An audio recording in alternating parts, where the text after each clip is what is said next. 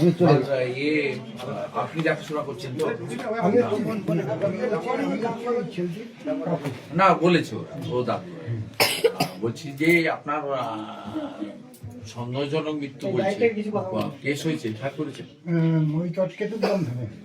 যে থানাই হোক, যেখানে ঘটবে সেখান থেকেই পাওয়া যাবে। ওখানে কেস হয়নি, ওখানে মানে ওই যে এই ছেলেটি কিন্তু এ বলছে তো ওর সঙ্গে যিনি ছিলেন সন্দেহজনক মৃত্যু। বলছি ওর সঙ্গে যে ছেলে ছিল খালাস এসে ড্রাইভার, ট্রলিং ড্রাইভার, মহামহতামিনী মালিক এখানকার। তো ওর কথা হচ্ছে ওখানে আমরা মালিকের নাম কি? তপন দাস, তপন কুমার দাস। ওর 4টা ট্রলার ওখানে আছে। ওটা হচ্ছে কয়েক কোটি টাকার জব, হচ্ছে গিয়ে নর্দার্ন এক্সপ্রেস কোম্পানি, তার আন্ডারে সাপ্লাই দিচ্ছে বোর্ড। 4-5টা বোর্ড আছে আমাদের এখানকার। তো এই দীর্ঘদিন দীঘাতে ফিল্ম করেছে, করার পরে মেয়েটাকে বেরোর সময় খুব বিধ্বস্ত হয়ে যায়। তখন বলে একটা ফিক্সড বেতন মাইন পেলে আমি তো সমস্ত স্টাফ ঠিক করে যাবো, দিন হয়ে গেলে আমি ঠিক করলাম না। ও তখন চিন্তা করলো যে আমি তাহলে যাই, ঘরের কাছে ড্রাইভার হিসেবে যাই। 2024 সাল থেকে কাজ করছি, 24-25 এই তো দিন। এখন কোনো সময় কোনো নেই, কোনো কিছু নেই, আসে যা সব কিছু করে। কিন্তু কথা হচ্ছে কি, এই যে কিছুদিন আগের ঘটনা যেটা ঘটলো, এটা 30 তারিখ ঘটেছে। 30 তারিখে রাত্রিতে সেই ছেলেটাকে ডায়েরি করেছি, ঘরের ভেতরে ফোনটা বন্ধ করতে বলো। মিসিং ডায়েরি, একটা অ্যাপ্লিকেশন করছে, মিসিং ডায়েরি, মিসিং ডায়েরি করেছে। তাতে লেখা বলছে না। এখন আমার বক্তব্য হচ্ছে সে কি লিখেছে বড় কথা না, সে তো মিসিং যে খুঁজে পাচ্ছি না নিরুতে, সেটা লিখেছে। আমার বক্তব্য হচ্ছে আপনারা এফআইআর করেছেন কিনা এবং আপনার পোস্টমর্টম রিপোর্টের কপি পেয়েছেন কিনা। না, পোস্টমর্টম এফআইআর করা হয়নি এবং পোস্টমর্টম রিপোর্ট আমরা পাইনি। আপনাদের সঙ্গে পরে আইও যোগাযোগ করেন? না, আইও যোগাযোগ করছে, ঠিক মতো করছে না। ওখানকার যে আইও ছিল তিনি হচ্ছেন চয়ন ভট্টাচার্য। তো তিনি আমাদের বুথ সভাপতি, তোমার দায়িত্ব সরস্বতী পূজা 23 তারিখে, যে 24 তারিখে আমি বলে দেবো রাজা গাড়ি করে দেবো, ওনার ছেলেকে ওনাকে নিয়ে তুমি কেতুগ্রামে যাবে। আমি ওখানে আমাদের দলের লোক আছে, মথুর হাজরা, তাকে সঙ্গে দিয়ে দেবো। এফআইআর লজ করবে, পোস্টমর্টমের রিপোর্টের কপি দিতে বাধ্য পরিবার, হয়ে গেছে পোস্টমর্টম রিপোর্ট দিতে বাধ্য। অলমোস্ট যদি না দেয় তাহলে আমি ব্যবস্থা নেব। এটা তো ছাড়া যাবে না। অন্তত বাড়ির লোকের তো স্যাটিসফাইড হওয়া দরকার যে অ্যাক্সিডেন্টে মারা গেছে না কেউ মেরে দিয়েছে না হার্ট অ্যাটাকে মারা গেছে, এটা তো একমাত্র জানা যাবে পোস্টমর্টম রিপোর্ট। অতএব আজকে 21 তারিখ, 23 তারিখ সরস্বতী পূজা আছে, 24 তারিখ সকালবেলা ভোর ভোর বেরিয়ে যেতে হবে। আমি গাড়ি ফাড়ি সব অ্যারেঞ্জ করে দেবো, ওখানে আমার লোক থাকবে, আমি কাটোয়া কোর্ট থেকে লয়ারও দিয়ে দেবো। এই বিষয়টা আমি গাইড করে দেবো, ঠিক আছে? আর ঠিক আছে, ক্যামেরা বন্ধ। এরা আমার আত্মীয় হয়তো, নন্দীগ্রামে প্রত্যেকটি রাষ্ট্রবাদী পরিবার আমার আত্মীয় হয়। আমি সব সময় এদের কাছে আসি, থাকি, খোঁজ রাখি।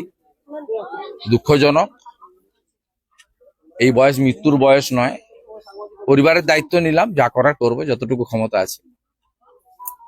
স্বাস্থ্য ভবনে যাওয়ার আগে আশা কর্মীদের বর্বর সরকার, ইতর পুলিশ মহিলাদের উপরে যেভাবে অত্যাচার করেছে গোটা রাজ্য জুড়ে, আশা মা দিদি বোনেদের উপরে, এটা সমর্থন করা যায় না। গোটা রাজ্য জুড়ে করেছে, বিভিন্ন জায়গায় করেছে। বাস থেকে ড্রাইভার নামিয়ে নিয়ে রাস্তায় ছেড়ে দিয়েছে মহিলাদের। এটা বর্বর সরকার ছাড়া আর ইতর পুলিশ ছাড়া হয় না। গোটা বাংলা দেখছে, আর কয়েকদিন আছে, এপ্রিল মাসে বিদায় হবে।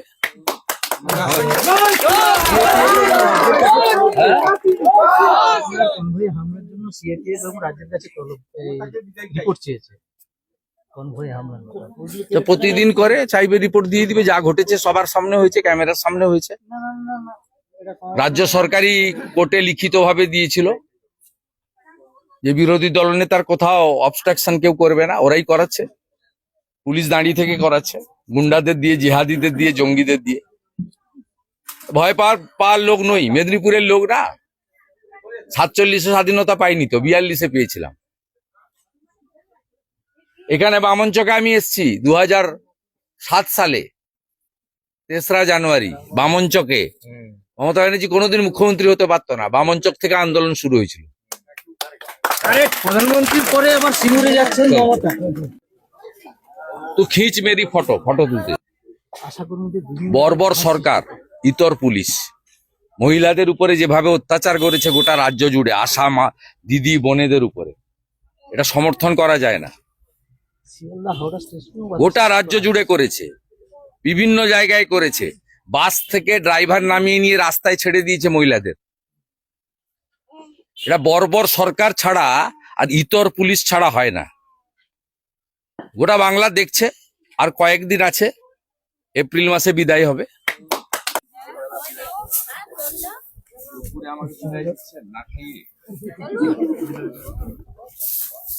সম্ভব আমার দ্বারা হয়, বিপদে পড়লে বলছি দাদা, বিধায়ক শুভেন্দু অধিকারী সমবেদনা জানাতে এলেন, কি বললেন আপনাদের সঙ্গে কি করবেন? উনি বললেন এই মর্মান্তিক ঘটনা যদি ষড়যন্ত্র হয়ে থাকে এর উন্মোচন করব আমি, এবং আমি গাড়ি দিয়ে কেতুগ্রাম থানায় পাঠাবো, আপনি যাবেন আমাকে বললো, এবং ছেলেটাকে নিয়ে যেতে বলছি যে সব কিছু যত রকম সহানুভূতি উনি করবেন। ওখানে একটা এফআইআর করতে হবে, এফআইআর লজ না করলে যারা কনস্পিরেসি করেছে, ষড়যন্ত্র করেছে, তাদের বিরুদ্ধে অ্যাকশন নেওয়া যাবে না। তো সর্বতভাবে আমি সাহায্য করব। আর ছেলেটা যে নাবালক ছেলে, এর জন্য আমি একটা কর্মসংস্থানের নিকটবর্তী কোথাও একটা ব্যবস্থা করব, এই বলেই আশ্বাস দিয়ে গেছে। আপনার নাম? আমার নাম সুবোধ কুমার বেরা, মাননীয় কে হন? আমার ভাইপো হয়।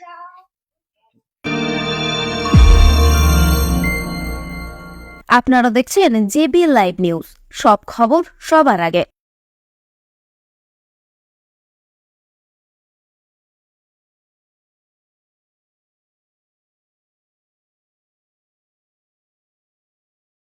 পূর্ব মেদিনীপুরের বুকে এই প্রথম মাত্র 4% মেকিং চার্জেস দিয়ে সোনা কিনুন।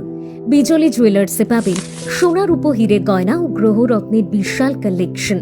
এখানে হীরের গয়নাতে পাবেন গ্যারান্টি কার্ড, সোনার গয়না হলমার্ক 22 ক্যারেট HUID, সাথে থাকছে জিএসটি বিল। বিজলি জুয়েলার্সের ফেসবুক পেজ ফলো করে পরপর 4 দিন বিজলি জুয়েলার্সের 4টি ভিডিও নিজের ফেসবুকে শেয়ার করে আসলে তারা পাবেন একটি ভাইরাল সোনার পলা, আর 8 দিন শেয়ার করলে পাবেন ভাইরাল পলা ও আরও একটি আকর্ষণীয় গিফট।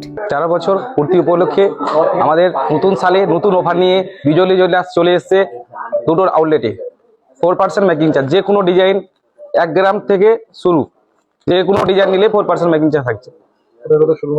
আমাদের অনন্তপুর, রামতরঘাট, মহাসেতা। বিজলি জুয়েলার্সের 2টি mega showroom Anantapur girls high স্কুলের বিপরীতে। যোগাযোগের নাম্বার 8927310178 এবং মহাশ্বেতা রাম তারাঘাট বাজারে। ফোন নাম্বার 9051038299, পূর্ব মেদিনীপুর। বন্ধ্যাত্ব কোনো অভিশাপ নয়, এটি চিকিৎসার মাধ্যমে নিরাময় সম্ভব।